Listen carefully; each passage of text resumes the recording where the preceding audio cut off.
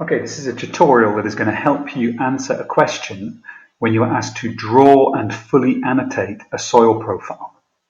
Now in this example I'm going to talk through how to do that for a brown earth soil, and in other tutorials you'll find how to approach answering a podzol or a gley.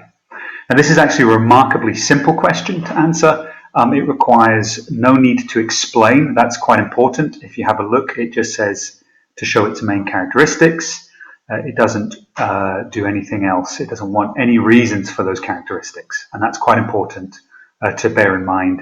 Any explanation will not be credited.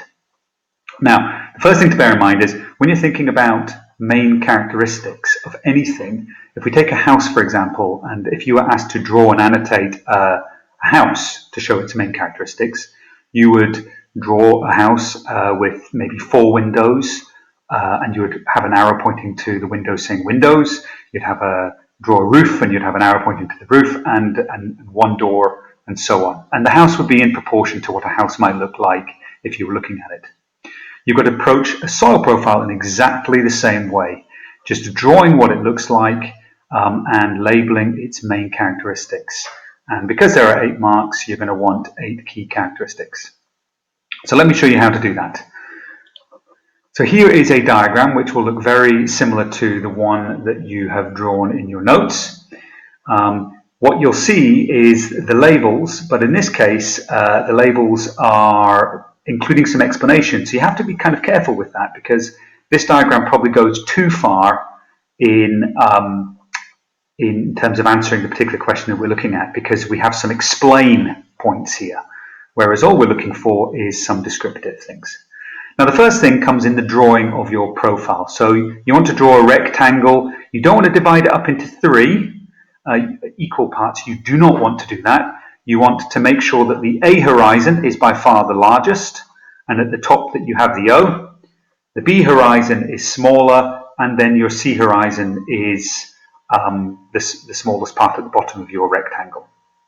And that's quite important.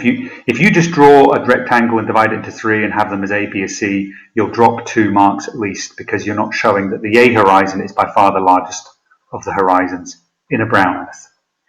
Next thing to draw is to add a little tree on the top, and then just to write the label, deciduous vegetation provides leaf litter to soil, or something like that. The key thing here is it's deciduous, it's trees with leaves. For the O horizon, which is a very thin little horizon that is literally just a centimetre or 2 at the top, we can see it here on our soil. You want to draw that in, shade it in dark, and one label that you can add to the O horizon is you can tell us that it is a mild acidic mole humus, and its pH is 5.8. Okay.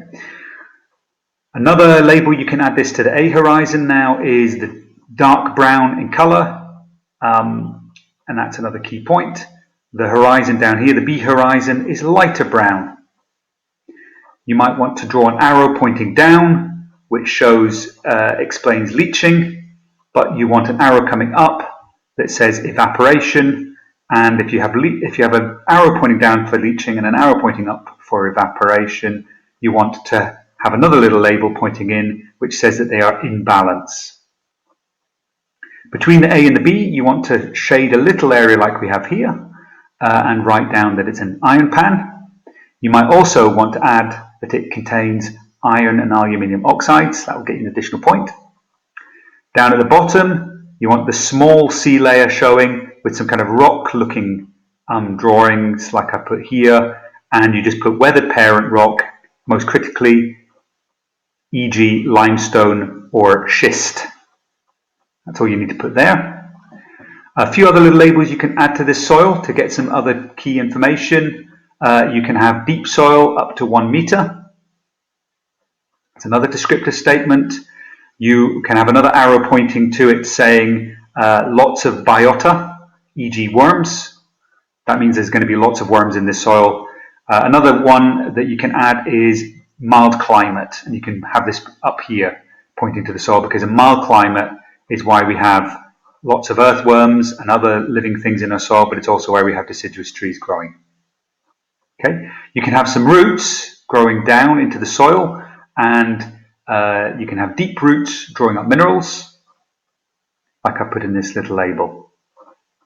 Okay, so what I've gone through is a whole series of just labels that outline the soil, and you're looking for remembering about 8 of them. My recommendation would be to get 8 post-it notes or draw a diagram with brown earth at the middle and draw 8 little arrows coming off, which are your 8 key things that you want to remember. Descriptive statements, remember you do not need to explain why for this question. And if you do on post-it notes, you can put them next to each other. You also want to have a little simple sketch like this with a tree on the top, a large A. I would actually suggest that the A was even bigger than I've got in this particular diagram here, a smaller B, and an even smaller C. And key things like dark brown, light brown are sort of the key labels that you want to be able to put onto this diagram. Okay, this will help you answer a question worth about 8 marks where you are asked to draw and fully annotate a diagram showing the characteristics of a brown earth soil. The same process should be used for a podzol or a gley.